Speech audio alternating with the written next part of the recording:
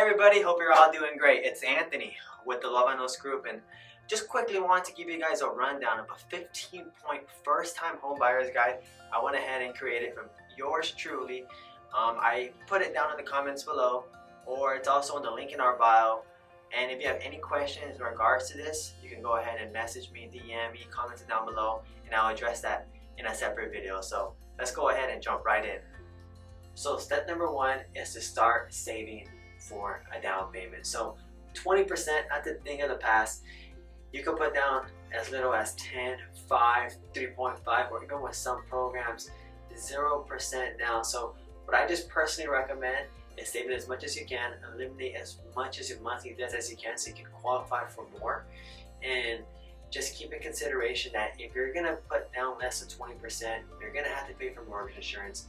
However, it can be eliminated once you hit 20% equity in your home. So step number two is to check your credit score and evaluate it monthly. So you want to be at least a 620 credit score for the FHA loan, which is probably the most popular program out there for first-time home buyers because it offers a very low interest rate and the credit score isn't too hard to attain, and it only requires 2.5% down. For a conventional loan, you want about 700 to 720 to get the best possible rates. If for some reason you aren't there yet, what I'd recommend is paying off as much of your monthly debts as you can. You want to be at about 30% debt to income ratio. And if you're already in the process of buying a home, avoid opening any lines of credit, as this may leave some hits on your credit score. So step number three is to evaluate what a comfortable monthly payment will be for you. There's several mortgage calculators out there, but we have one in our link in our bio down in the comments. You just click on it and scroll down to number 3. In this guide, there's a calculator there that you can play with, and just take into account that there's more to the payment than just the monthly principal. There's going to be property taxes, there's going to be mortgage insurance if you don't put 20% down, there's going to be utilities, landscaping, and so forth. And on top of this, there's also going to be some closing costs required with closing the purchase of your home. Typically around 2%, but that's something that you need to also account for. So step number 4 is to do some research and figure out which mortgage option is best for you. There's a ton of mortgage programs out there. To name some of the more popular, the FHA, conventional, VA, CalHFA, and they each have their own cons and benefits. So you should definitely do your research. If you're looking for the smartest choice with the lowest possible interest rate, it's always going to be the 15 or 20 year fixed conventional. Alright, it's time for step number 5, something you've been waiting to do forever. Time to go out and get pre-approved. Take some action. So this is why I always recommend doing a little bit of research on your own so that you get aware of the programs that are out there, because each lender has different programs they offer, and there's a lot of things, a lot of options you can do to lower your interest rate, including buying points, which rule of thumb is if you plan to stay in your next home for at least 6 to 7 years, it makes sense to buy down some points and buy down your interest rate. So something to keep in consideration, but something that you can explain and talk through with the lender once you get pre-approved. So step number 6, and it's by far the most important step in the real estate process, is to find the right real estate agent who's going to represent you. I mean, you can go upon this many ways. You can look online, you can do referrals, you can do interviews, but all in all, what you're gonna want is someone who's there for you, who's available, who can walk you through things and is knowledgeable, and most importantly, someone who has your best interest in mind. So step number 7 is to give the criteria that you're looking for to your realtor. That's going to be price, square footage, bedrooms, bathrooms. If you're looking for a certain lot square footage or a pool, etc., give that to your realtor. He's going to put it into the MLS or into their internal IDX, and it's going to email you those houses. And it's neat because if a home tomorrow comes up in the market that fits that criteria, you get an email notification. That way you never miss out on any of those homes. It makes it a lot easier than having to go through Zillow or Redfin or one of those sites and scrolling through homes. So step number 8 is to review your portal and review it frequently.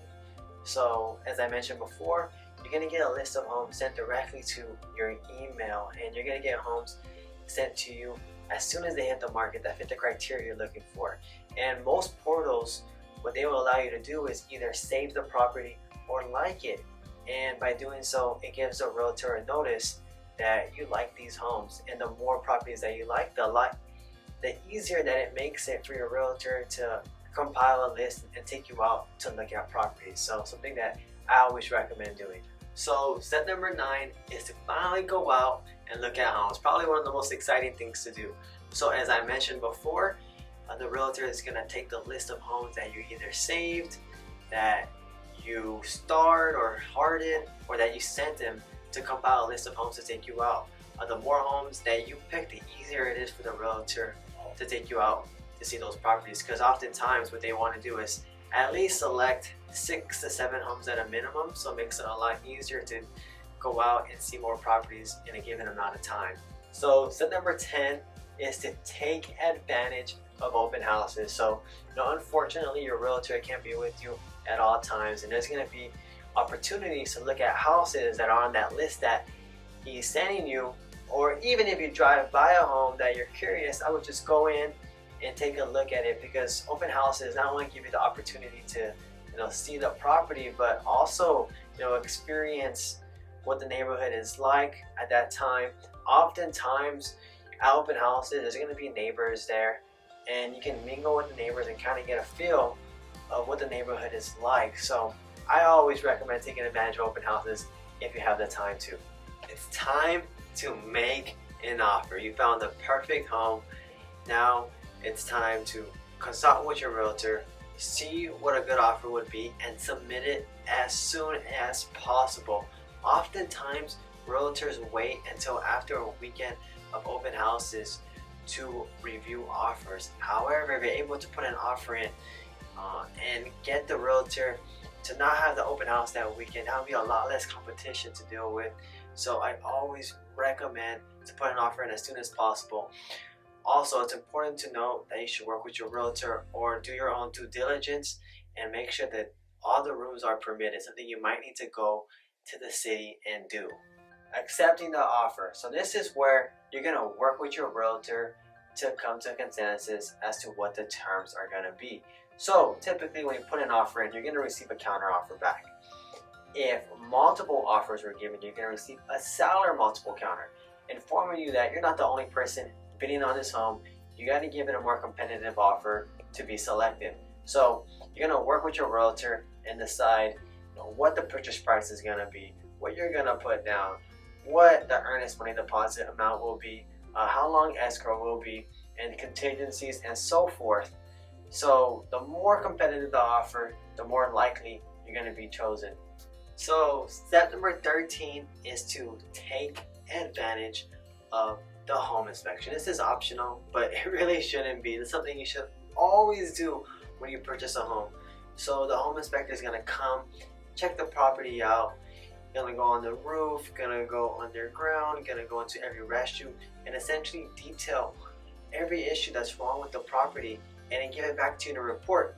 And then this report is going to be your evidence. It's going to be your leverage tool to go back to the seller and ask the seller to request these repairs or to give you credit in order to request them yourself. So something I always recommend, because you can't judge a book by its cover. Sometimes there might be foundational issues that are $30,000, $40,000 worth of repairs, or a roof that's $10,000 to $20,000 worth of repairs that looks fine from the outside, but there's complete damage in the inside. So the next step is to choose the right homeowners insurance. You can go out and get multiple quotes, which is something that we always recommend to do, and it's something that the lender will most likely require you to have by the time you close on your loan. So something to keep in mind is that different types of insurance have different type of coverage. So not all coverages include flood coverage. If you're living in California, which I'm assuming you do if you're watching this video, I would always recommend having earthquake insurance. because that's not included in the coverage, something that you can add on for an additional cost. Guess what step it is? It's time to celebrate. You got the keys, escrow's over, do a little dance, do a kick, do whatever it takes to celebrate, because you've been working towards this your whole entire life and you finally achieved. You did the biggest purchase of your life. It's huge. I always recommend throwing a housewarming party and inviting your realtor, your lender, or whoever else helped you in this, because we really live for these moments. So that's it. That's our 15-point first time home buyers guide. If you have any questions, just let us know. I'm gonna go through these one by one throughout the next couple of weeks. So if you have any questions, I will be addressing them most likely in those videos.